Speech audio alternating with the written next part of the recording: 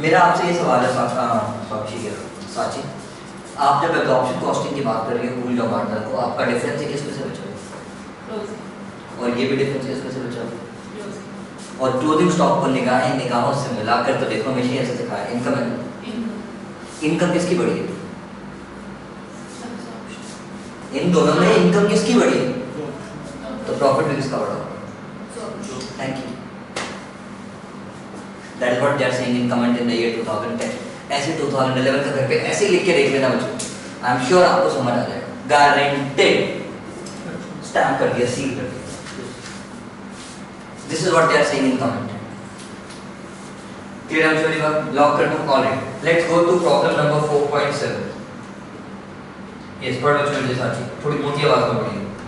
Prepare a marginal cost statement showing the estimated profit of the business when it is operated at 60% and 80% capacity.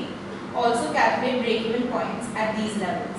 Break-even point का formula मैंने शायद पीछे कहीं जरूरत पड़ी थी लेवरेज के चैप्टर में, तब मेरे साथ fix cost upon contribution, fix cost upon contribution per unit अगर आप बोलोगे तो वो आ जाएगा break even point in terms of unit, और fix cost upon CPU into SPU बोलोगे तो आ जाएगा in terms of cost, in terms of Value. so what, so good. Fixed cost upon Contribution per unit will give me break even point in terms of units, और अगर आप fix cost upon contribution per unit, आज लिखाऊंगा ये सारे formula, तुझे भी जरूरत पड़ने वाली है, चिल मारो मत लिख, तो मैं लिखवाऊंगा अगले वाला चैप्टर नहीं शुरू करना है। Now fixed cost upon contribution per unit gives me break even point in terms of units, and fixed cost upon contribution per unit into selling price per unit gives me break even point in terms of rupees sales। और उसके और भी दो तीन formula होते हैं, वो बात की बात है ना। अब आते हैं हम अपने क्वेश्चन पे। उसने हमसे सिर्फ 60 और 80 पे पूछा है, और हम काम किस पे कर रहे हैं बच्चों? 50% कैपेसिटी पे। तो मैं एग्जाम में 50 भी बना के आऊंगा जैसे ये बनाते हैं, ऐसा मेरे सर ने बोला था। कहते comparison so that you can tell कि 50 से 60 जाने में क्या है, जो भी आपकी स्टेटमेंट पढ़ रहा है, एंड 50 से 80 में जाने में क्या है, which one is more advisable for the company if the sale is available for both the levels, not only at 60 but also at 80% level. Now keeping this thing in mind, question says prepare a marginal costing statement showing the estimated profit. Oh great, इस बार उसने सिर्फ और सिर्फ एक ही पूछा है, marginal costing technique से मुझे स्टेटमेंट बनाने को बोला है, प्रॉफिट निकालने को बोला है, एंड ब्रेक इवन पॉइंट भी निकालने को बोला है। यस, मैंने लिखा बच्चों 50% capacity, 60% capacity and 80% capacity. This is 4.7। Yes बच्चों, SKF is currently working at 50% capacity and produces 10,000 units. इधर देखो बच्चों, यहाँ मैं लिख दूं यूनिट्स 10,000, और उसके बाद मेरे बच्चे मुझसे भी ज़्यादा स्मार्ट है, 10,000 upon 50 into 60 12,000 unitary method, 10,000 upon 50 into 80 60,000। यानी यूनिटरी मेथड से 50% कैपेसिटी पे अगर इतना प्रोड्यूस होता है तो 60 पे कितना होगा, अपॉन 50 into 60, एंड 80 पे कितना होगा, upon 50 into 80। Percentage common factor काट दिया है, क्या दिक्कत है? ओके, नाउ आगे चलते हैं। At 60% रुक जाओ। Now 10,000 units are produced at, so how much will be 100%? मेरी आदत है बक करने की। 30,000। It means if a company works at 100% capacity, it can produce 20,000।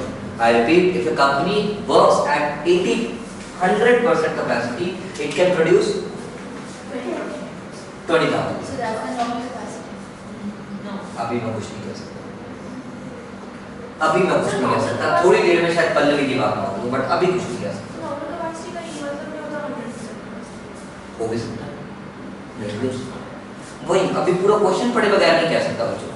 तो क्वेश्चन अगर कुछ भी नहीं बोलेगा तो फिर मैं कहूँगा कि कंपनी की नॉर्मल कैपेसिटी कितनी, 100%। अगर वो काम करना चाहे तो 100 पे कर सकती है, बट यहाँ पे 50, 60, 8 किसी एक को नॉर्मल बोलूँ ऐसे नहीं बोल सकता, क्वेश्चन को बताना पड़ेगा।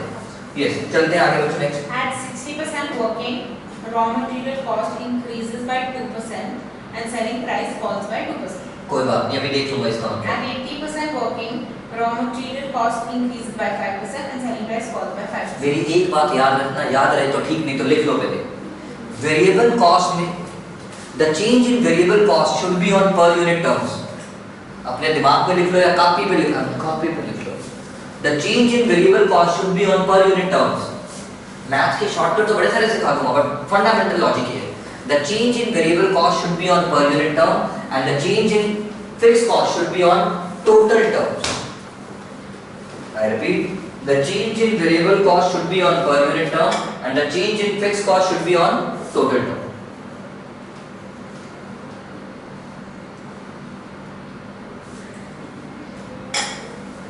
चल आगे. At 50% capacity working, the product costs 180 per unit and is sold at 200 per unit. And the unit cost is made up as follows. Alright, group job party all night. सबसे पहले अपना वही दहेज प्रथा सेल्स 10,000 इंटू बिस्तर लगाओ 20 लाख है. Okay, सुनते ना मेरे बच्चे मेरे बड़े मन के सच्चे. 12,000 इंटू सेलिंग प्राइस में दे रहा हूं, कितना बताया था आपने? 2%. इट मीन 200 में 2% कम करके सेलिंग प्राइस उठेगा. सेलिंग प्राइस में भी चेंज पर यूनिट में ही होता है. 190. यानी 196 into 12,000 कितना आ गया मतलब? 2352. देखो उन्होंने पर यूनिट का कॉलम भी बनाया. मैं मेरे को उसने बोला पर यूनिट भी दो, मैं नहीं बना रहा हूं, मैं सीधा सीधा कर रहा हूं, सिंपल सी बात. यस, जहां तक बात रही इसकी 16,000 into 200 में कितना drop? 5%. Not in 196. They are 60% change is over 50 and 80% is change over 50. उससे चलेगा, आपस में एक दूसरे को उनका बेस चेंज है. I am done with the sales. ये कितना आ गया? 30,40,000. हां, 30,40,000. किसी को कोई शक? अब मैंने लिखा आगे वेरिएबल कॉस्ट ऑफ प्रोडक्शन. पहले तो हमेशा इकट्ठा करके लिख देता था, अब गधे की तरह एक क्वेश्चन में रंग भी करके दिखा देता क्योंकि मन कर रहा है मेरा. डायरेक्ट मटेरियल यहाँ पर लिखा 100 रुपए इंटू 10,000 यूनिट्स. और जब वहां पे लिखूंगा ना नताशा, वहां पे लिखूंगा मटेरियल कॉस्ट 2% से इंक्रीज होगी, यानी मेरी कॉस्ट होगी 102 रुपए, 102. क्योंकि उसमें पर यूनिट चेंज करता है. उसके बाद कितनी यूनिट्स पड़ेगी? It is just like expenditure की प्राइस इनटू क्वांटिटी होता है. प्राइस अब 100 की जगह 102 रुपए. कितना आ गया फिर? 1224. देन कम्स भगवान भला करे 100 की जगह वेट क्या हो गया? 105. 105 और units 16,000. Done. Yes. Okay, next आ गया मेरे पास वेजेस. कितना? 30. वेजेस में तो उसने कुछ चेंज बोला ही नहीं. नहीं sir. एट द रेट 30, तो 10,000 into 30 which is 3 lakh. 12,000 into 30 which is 3 lakh. 60,000. And भगवान तो अड्डा ते साडा सबका भला करे, सबका मालिक है. बोले तो मुझे मिक्स मत कर देना ताकि कंफ्यूज मत हो जाए. लाइन खींच के पता लगे ये आगे क्या लिखा था सर, समझ नहीं आ रहा. तंग करते रहेगी सुंदर जल्दी बोल. 4,80,000. अब मेरी बारी. 30 रुपए में 40% फिक्स है. रफ में लिखा हुआ फैक्ट्री ओवरहेड 30 रुपए में 40% फिक्स है, यानी 12 रुपए पर यूनिट फिक्स है. जल्दी नहीं, ये पॉइंट समझ आ गया, बाकी क्वेश्चन खत्म होने वाला है सच में, बाय गॉड की कसम. और 60% वेरिएबल है, यानी 18 rupees. उसमें ओवरहेड में कोई चीज बोला था? नहीं. मेरी बारी प्लीज. यहाँ मैंने पहले लिखा वेरिएबल ओवरहेड, फिक्स को मैं कब बाद में लिखूंगा क्योंकि मार्जिनल कॉस्टिंग टेक्निक है यार, फिक्स से भी मतलब ही नहीं है. Variable overhead at the rate of variable to be precise factory overhead. 18. Thank you. Variable factory overhead at the rate of 80, तो 10,000 into 18 कितना आ गया? 1,80,000. Yes sir. 12,000 into 18 कितना आ गया? 2,16,000. देख लेना बच्चों, मैं तो मैथ्स कर रहा हूँ. 16,000 into 18 कितना आ गया? 2,44,000. 88. थोड़ा सा गलत हो गया है, चलता है ना. फिक्स को भी बात please. Okay, next admin overhead मुझे अभी नहीं चाहिए. बट मेरी बात सुनो बच्चों, इस अब मेरे बच्चे, मैं ना थोड़ा पेपर के लिए बड़ा बच्चा बनाना चाहता हूँ. सुनना बच्चों, सिर्फ सामने देखते रहना. टेक्निकली इन सबको ऐड करूंगा तो क्या बनेगा?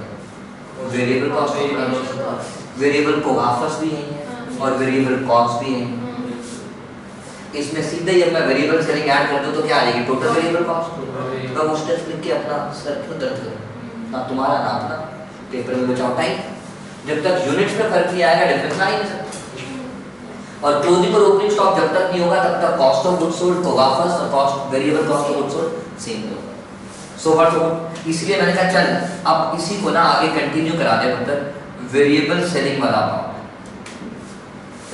सेलिंग नहीं है, थोड़ा जमा छोड़ के तो मालूम होगा। ओके, सेलिंग दे कितना रखा है? 20 वही एडमिन ओवरहेड बेसिकली 20 ना बच्चों, उसमें से वेरिएबल कितना, सॉरी फिक्स कितना है? 10। तो वेरिएबल भी कितना बचा? अभी तो मुझे वेरिएबल से मतलब है ना एट द रेट ऑफ 10।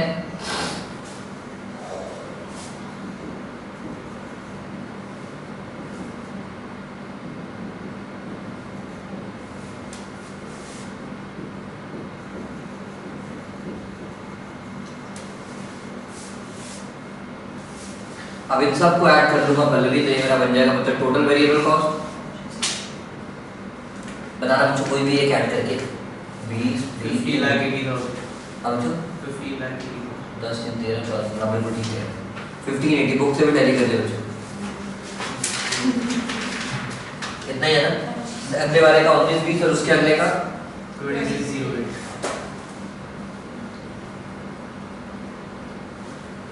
ये मेरा बी, तो मेरा कंट्रीब्यूशन आ जाएगा बच्चों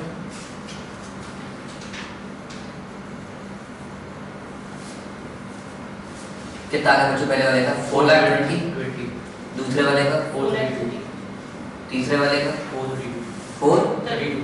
ओके, अब मैं जो बात समझाना चाहता हूँ पहले मैं रफ में डिटेल समझा देता हूँ, उसके पेपर में तुम जल्दी में हो तो ये कोई ड्राइंग बनाने की जरूरत नहीं, तो तुम्हें समझाने के लिए बना कर।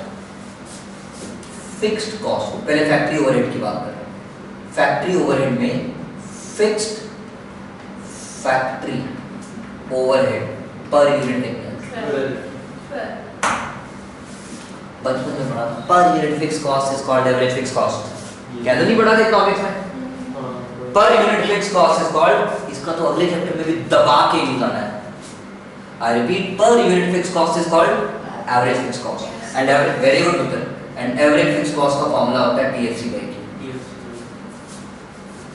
आज ये 12 रुपए पर यूनिट कब था? When I was working at 50% capacity and was producing 10,000। I repeat once again, ये 12 रुपए मेरा जो एब्जॉर्प्शन रेट था पर यूनिट, ये कब था?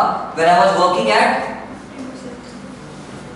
50% capacity and producing, तो TFC upon Q क्या रहेगा? Thank you। अभी भी मेरी बारी, तो TFC कितना आ गया? 120 less fixed factory overhead.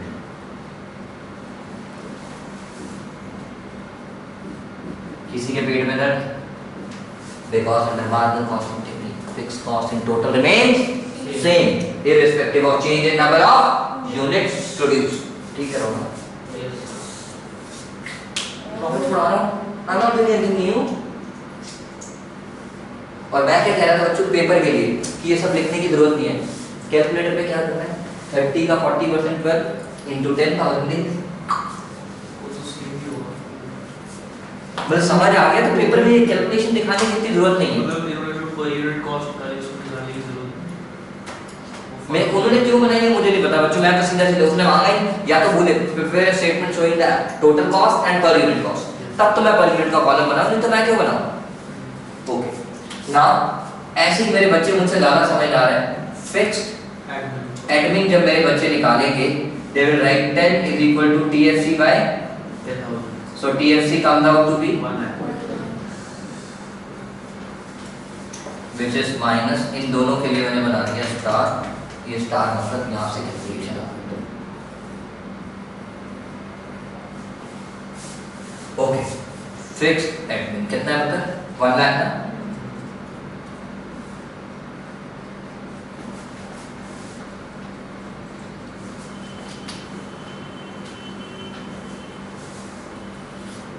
Now comes the profit, कितना आ गया बच्चों? 2 लाख आ रहा है? 2 lakh। 2 लाख तो फिर मैं पता है क्या कहूँगा, 60 पे काम कर ले, क्यों सरदर्दी मोल लेगी। अगर मुझसे कोई पूछेगा where you would love to work, I would love to work at 60% capacity, सरदर्दी कम है, प्रॉफिट तो सही। मैं 80 पे तब जाना पसंद करूँगा जब मेरा प्रॉफिट बढ़े, नहीं तो मैं किसी के फटे पे टांग छोड़ और सिरदर्दी क्यों बोलूँ। मेक सेंस यार।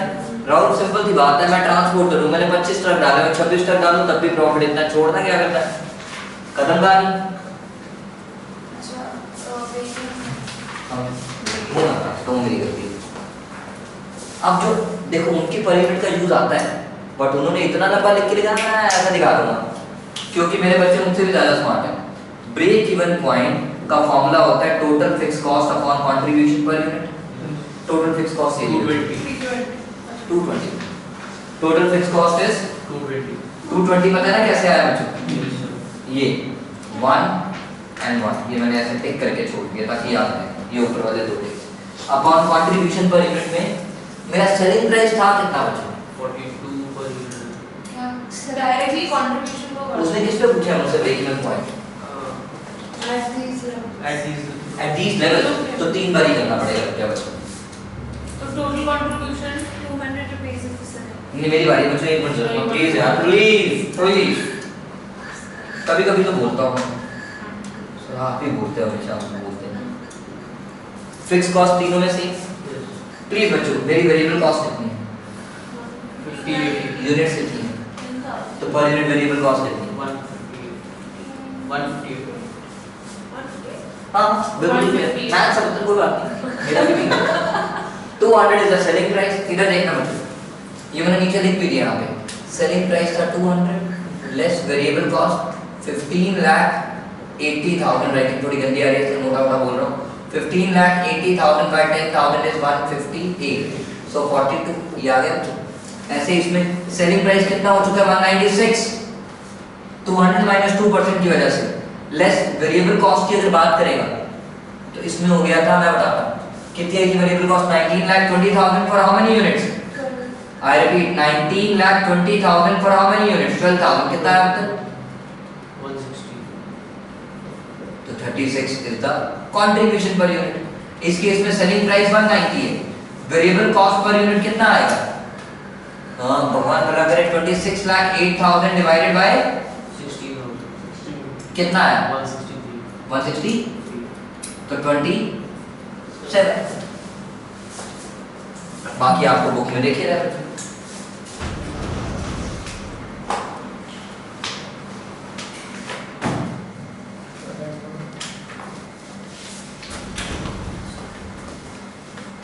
अभी तो 8:30 हो गया, पानी पी लो। अब बच्चों सच में मैंने नजर मार दी है सब क्वेश्चन पे, कोई दम दुम ना आए हैं। हाँ एक क्वेश्चन अच्छा है जिसपे कभी कभी बच्चे पूछ लेते हैं ना, ऑलवेज बता देता हूँ कौन सा बच्चों ने किया नहीं है। हाँ बड़ा टुच्चा है बट फिर भी मेरे बच्चे कंफ्यूज हो जाते हैं। इलस्ट्रेशन 4.3 पेज 4.7 इलस्ट्रेशन 4.3 करने तो ऐसे सारे ही हैं और जो डाउट आना है मुझसे पूछना है, बट इलस्ट्रेशन 4.3 में कभी कभी मेरे छोटे छोटे बच्चे फ्यूज हो जाते हैं।